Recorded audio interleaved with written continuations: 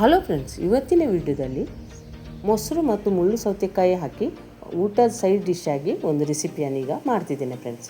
ಮೊದಲಿಗೆ ಈ ಮುಳ್ಳು ಸೌತೆಕಾಯಿಯ ತುದಿಯನ್ನು ಮತ್ತು ಈ ರೀತಿ ಕಟ್ ಮಾಡ್ಕೋಬೇಕು ಫ್ರೆಂಡ್ಸ್. ಯಾಕಂದರೆ ಒಂದೊಂದು ಸಲ ಮುಳ್ಳು ಸೌತೆಕಾಯಿ ಒಂದು ಸ್ವಲ್ಪ ಕಹಿ ಅಂಶ ಇರುತ್ತೆ, ಅದಕ್ಕೋಸ್ಕರ ಅದನ್ನು ಈ ರೀತಿ ಅದರ ತುದಿಯಿಂದ ಒರೆಸ್ಕೋಬೇಕು ಫ್ರೆಂಡ್ಸ್. ಆವಾಗ ಅದು ಅದರ ಕಹಿ ಅಂಶ ಹೋಗ್ಬಿಡುತ್ತೆ. ಫ್ರೆಂಡ್ಸ್, ನಮ್ಮ ಕಿಚನ್ ಚಾನಲನ್ನು ಯಾರಾದರೂ ಹೊಸಬರು ನೋಡ್ತಿದ್ರೆ ಈ ಚಾನಲನ್ನು ಸಬ್ಸ್ಕ್ರೈಬ್ ಮಾಡ್ಕೊಳ್ಳಿ. ಬೆಲ್ ಐಕಾನ್ ಆಲ್ ಸೆಟ್ ಮಾಡಿದರೆ ನಾನು ಮಾಡೋ ವಿಡಿಯೋ ನಿಮಗೆ ನೋಟಿಫಿಕೇಷನಲ್ಲಿ ಬಂದುಬಿಡುತ್ತೆ ಫ್ರೆಂಡ್ಸ್.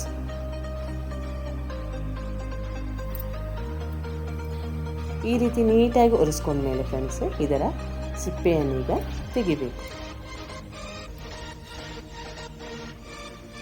ಇದು ಬಿಸಿ ಬಿಸಿ ಅನ್ನ ಜೊತೆ ಇರ್ಬೋದು, ಚಪಾತಿಗೆ ಈಸಿಯಾಗಿ ಬೇಗನೆ ಮಾಡ್ಕೋಬಹುದಾದಂಥ ಒಂದು ಸೈಡ್ ಡಿಶ್ ಫ್ರೆಂಡ್ಸ್. ಈ ರೀತಿ ಸಿಪ್ಪೆಯನ್ನೆಲ್ಲ ತೆಗೆದ ಮೇಲೆ ಇದನ್ನು ಸಣ್ಣ ಸಣ್ಣ ಪೀಸ್ಗಳಾಗಿ ಕಟ್ ಮಾಡ್ಕೋಬೇಕು ಫ್ರೆಂಡ್ಸ್. ಈ ಸಣ್ಣ ಸಣ್ಣ ಪೀಸ್ಗಳ ಕಟ್ ಮಾಡ್ಕೊಂಡ್ಮೇಲೆ ಅದನ್ನು ನೀರಲ್ಲಿ ಚೆನ್ನಾಗಿ ತೊಳಿಬೇಕು.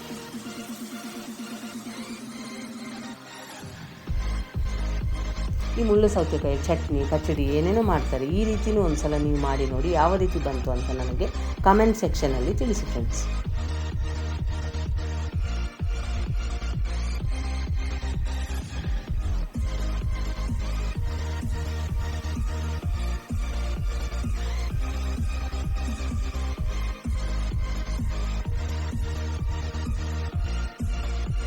ಈ ರೀತಿ ಕಟ್ ಮಾಡ್ಕೋಬೇಕು.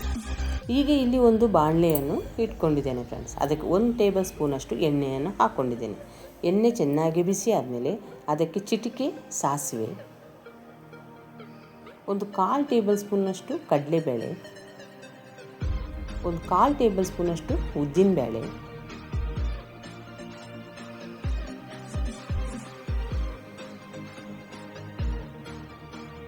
1 ಅಥವಾ 2 ಬ್ಯಾಡಗಿ ಮೆಣಸಿನಕಾಯಿ,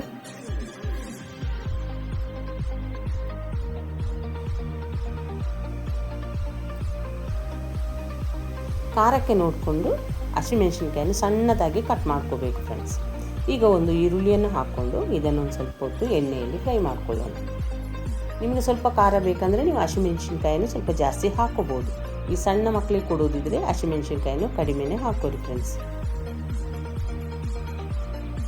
ಈಗ ಇದು ಈರುಳ್ಳಿ ಒಂದು ಸ್ವಲ್ಪ ಬಣ್ಣ ಚೇಂಜ್ ಆದಮೇಲೆ ನಾವು ಆವಾಗಲೇ ಕಟ್ ಮಾಡಿರುವಂಥ ಮುಳ್ಳು ಸೌತೆಕಾಯಿಯನ್ನು ಈಗ ಇದಕ್ಕೆ ಹಾಕ್ಕೊತೇನೆ ಫ್ರೆಂಡ್ಸ್.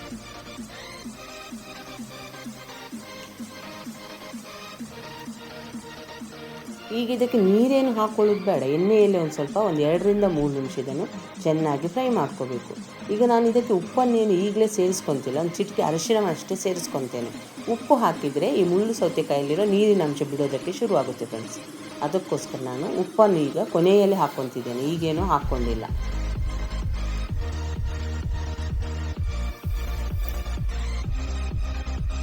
ಒಂದು ಸ್ವಲ್ಪ ಎಣ್ಣೆಯಲ್ಲಿ ಫ್ರೈ ಆದರೆ ಸಾಕು. ಈಗ ಇದನ್ನು ಇಳಿಸಬೇಕಂದ್ರೆ ಇದಕ್ಕೆ ಒಂದು ಅರ್ಧ ಟೇಬಲ್ ಸ್ಪೂನಷ್ಟು ಉಪ್ಪನ್ನು ಕೂಡ ಹಾಕ್ಕೊಂಡಿದ್ದೇನೆ ಫ್ರೆಂಡ್ಸ್.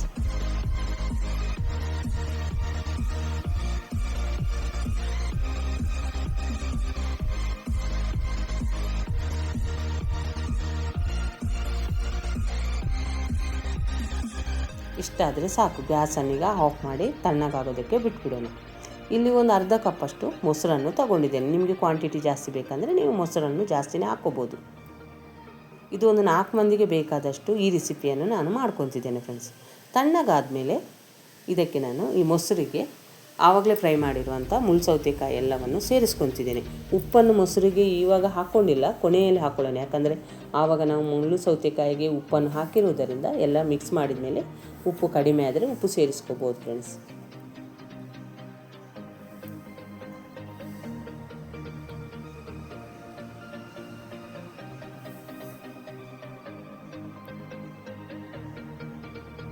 ನೀವು ಸರ್ವ್ ಮಾಡಬೇಕಂದ್ರೆ ಇನ್ನೊಂದು ಸ್ವಲ್ಪ ಮೊಸರನ್ನು ಹಾಕಿ ನೀವು ಸರ್ವ್ ಮಾಡ್ಕೋಬೋದು.